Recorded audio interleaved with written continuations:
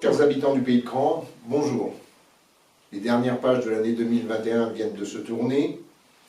Nous garderons à l'esprit cette pandémie planétaire. Cette crise sanitaire a suscité et suscite encore en chacun d'entre nous des sentiments divers. La sidération, parfois le déni, l'inquiétude, voire l'angoisse pour notre santé et celle de nos proches. Elle a mis en évidence la fragilité de notre système économique, l'importance de l'organisation des soins et une nécessaire solidarité. Je veux d'abord retenir que la solidarité, sous toutes ses formes, nous a permis de traverser les moments les plus difficiles.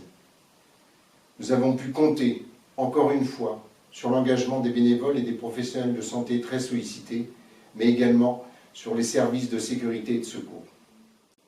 Cette crise a aussi révélé les formidables ressources en termes d'inventivité, d'adaptation, de solidarité, de volontariat et de sens civique déployés tant par les citoyens que par nos organisations communales ou communautaires. Avec les conséquences des mesures sanitaires sur l'économie et la vie sociale, nos commerçants et artisans ont été sévèrement impactés. En lien avec le conseil départemental et le conseil régional, la communauté de communes du Pays de Cran les a soutenus financièrement au travers du plan Résilience. La communauté de communes du Pays de Cran a également élaboré avec les élus municipaux et les habitants un projet de territoire 2020-2026. Ce dernier met en avant des éléments stratégiques indispensables pour notre territoire, pour relever plusieurs défis. L'emploi.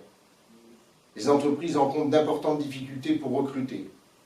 C'est pourquoi nous avons créé, avec les chefs d'entreprise, la marque de territoire Travailler en Pays de Cran et son site internet qui intègre autant des offres d'emploi qu'une description du cadre de vie de notre territoire et des services qui y sont proposés.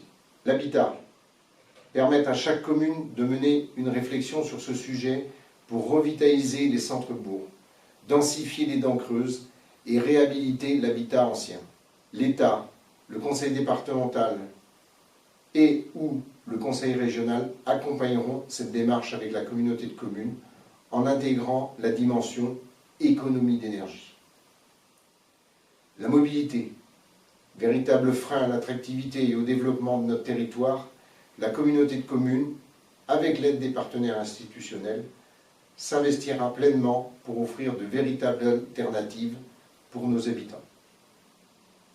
La communauté de communes du Pays de Cran est à vos côtés, chaque jour, avec la volonté de fédérer autour d'une vision d'avenir co-construite, tout en préservant chaque identité communale. Les élus et les agents communautaires vous accompagnent au quotidien avec un accès équitable aux services sur l'ensemble du territoire, que ce soit au niveau de la culture, de la solidarité, de l'enfance, des routes, de la santé, de l'eau ou de l'assainissement. Agir en proximité, que ce soit au niveau communal ou au niveau intercommunal, ne peut se faire sans le département, la région ou l'État.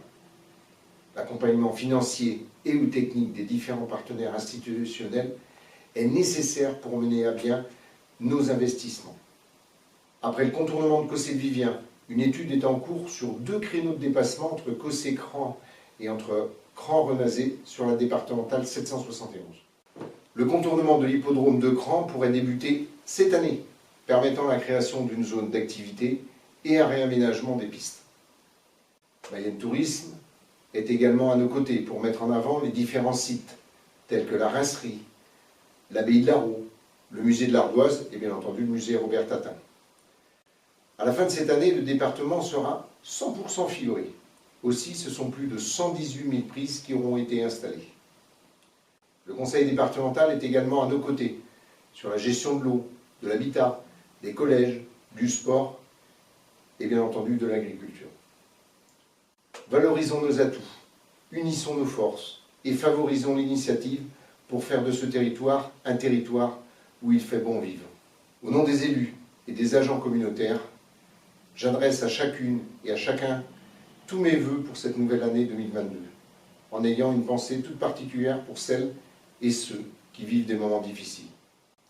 Je formule des vœux pour que cette expérience vécue nous rende plus humbles, plus raisonnables, plus solidaires.